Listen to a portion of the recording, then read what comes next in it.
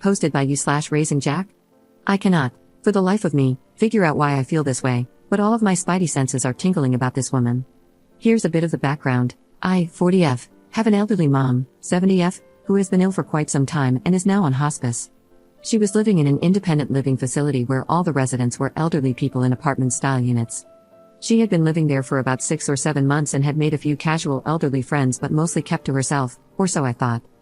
A couple of weeks ago, my boys and I were visiting my mom. We live right down the street and visit often, when a woman approached us with my mom.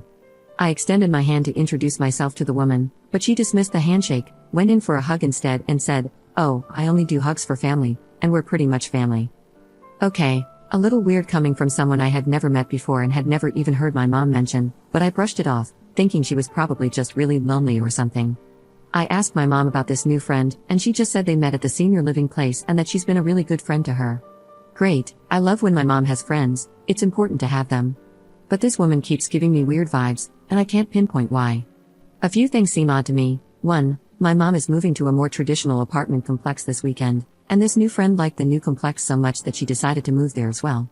Her apartment isn't ready yet, but she'll be moving to the same complex as my mom next month. 2. She apparently bought my mom's dog and I have the world's best anti-sweatshirt for Christmas. They had known each other for maybe 2 months at that point. 3. She called the other day, I'm not entirely sure why, but I guess it was to give me her phone number and more formally introduce herself to me. She talked about doing a lot of caretaking for my mom, saying things like, "Oh, I can manage her medications for her if you want." I replied that while I appreciated the offer, there are a lot of controlled medications involved, and hospice prefers to keep the number of people managing them to a minimum. I also mentioned that taking on caretaking responsibilities for a friend can be exhausting, so it might be better for her to focus on just being a friend rather than wearing herself out trying to take care of her. She immediately went to my mom and made it sound like I was bad-mouthing her, saying things like how I think she's an exhausting person, etc. When I confronted the new friend about twisting our private conversation, she lied and said my mom had grabbed her phone and read everything in the text messages, even though it had been a phone conversation, not through text. When I pointed out there were no texts, she stumbled over her words, and I dropped it because I knew it wasn't going to get anywhere. And 4, every time I talk to my mom on the phone, I can hear this woman in the background, telling her what to say or adding comments. None of it is outwardly concerning, but it feels like I can't have a conversation with just my mom anymore.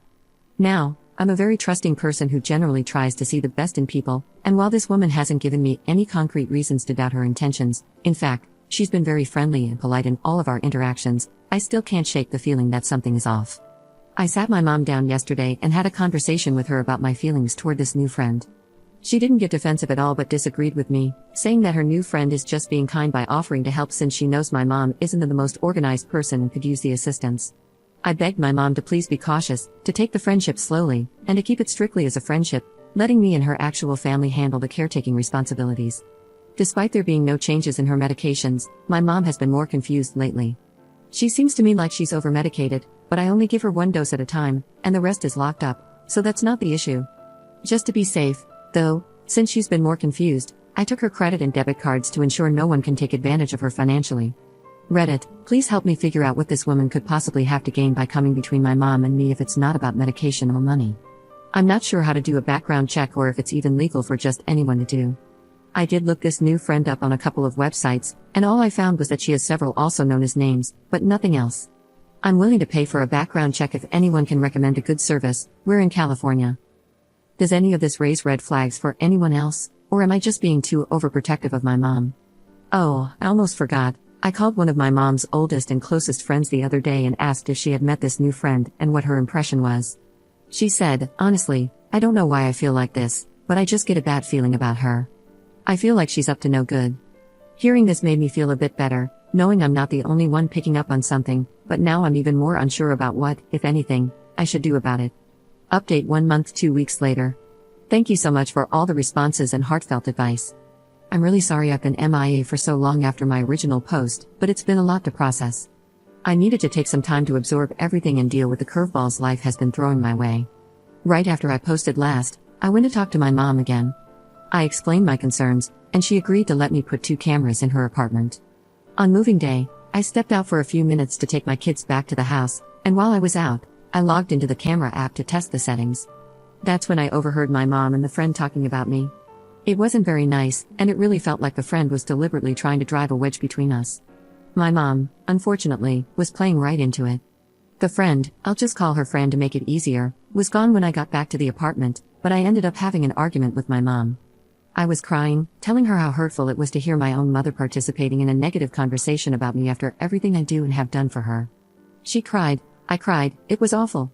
But in the end, I at least convinced her that Fran was up to no good. Mom agreed to create some distance between her and Fran, and she immediately told Fran that her behavior toward me was unacceptable, and all talk concerning me was off limits. Fran seemed to understand and blamed her behavior on a flimsy excuse that I didn't buy for a second. Everything was calm for about a week, until one morning I called my mom to check in, only to find out she was out running errands with Fran. When I pressed for more information, I discovered that Fran had taken my mom to the bank so she could obtain a new debit card. Fran was fully aware that I had taken my mom's debit card, with my mom's blessing, because my mom had been experiencing increased confusion and wasn't aware of who or what she was spending money on, but she had forgotten she had given me her previous card. That was the final straw for me. That night, I sent Fran the following text message: "Hi Fran, Mom told me about you both going to the bank today to get a new card, and I just wanted to let you know that I'm aware of it. I know my mom appreciates your friendship, but I do not appreciate you getting involved in matters that are none of your business. Mom and I have her finances under control between the two of us, and we do not need any assistance getting things squared away, no matter how well-meaning your intentions may be. She's asked me to take her new card again and has made me the main account holder, so I can ensure she has access to what she needs, but no one else does. I want to believe you're coming from a sincere place of wanting to help, but it greatly complicates friendships when you get involved in financial matters. I handle all of my mom's finances and medical issues, and that system works for us.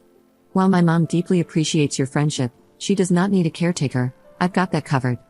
If you sincerely want to be her friend, you need to take several steps back and reconsider how you're coming across to me. From my perspective, it looks like you're coming dangerously close to crossing the line into elder abuse, and I'm sure you wouldn't want me to involve the authorities. However, that is exactly what will happen if things continue down this path." Fran responded with some BS reply along the lines of, "Oh my word, I would never take advantage of anyone, and I just wanted to help your mom, blah blah blah. Oh, and I think you and I have gotten off on the wrong foot, which is my fault, but I'd like to start over, blah blah blah, and more bullcrap that I got sick of listening to." I never responded to Fran after that, and, shockingly, she hasn't really reached out to my mom since. I believe she's supposed to move into the apartment complex this weekend, though, so we'll see if she pops back up out of the woodwork. I think she understands that I see through her attempts to come between my mom and me and that she'll need to focus her efforts to scam someone else. I notified my mom's hospice nurses and her social worker as well. I also bought a really cool medication dispenser. I won't name it because I'm not trying to promote anything, but feel free to reach out if anyone needs help managing medications for family members. It's expensive and probably cost prohibitive for a lot of people, but it has been a game changer for me in keeping my mom's medication safe and organized. The dispenser is locked and syncs with an app, so I get notified every time it dispenses a medication.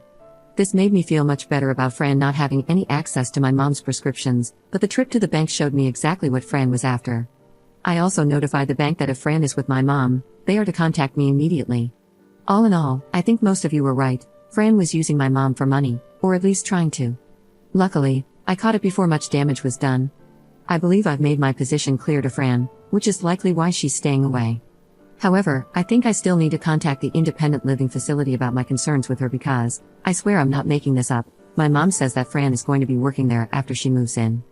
I definitely don't want her in a position to take advantage of anyone else. Thank you again to everyone who replied and reached out to me with resources and advice.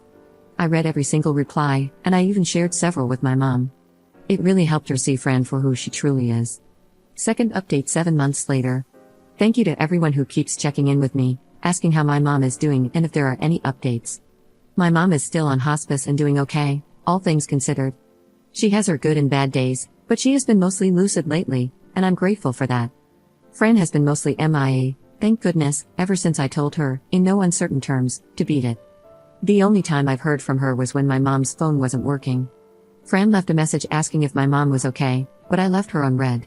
This tells me my mom hasn't completely cut Fran out, even though she says she has. However, with my mom's blessing, I've taken control of any avenue Fran could use to take advantage of her. I've alerted the hospice nurses and the social worker, and I let Fran know I had done so as well.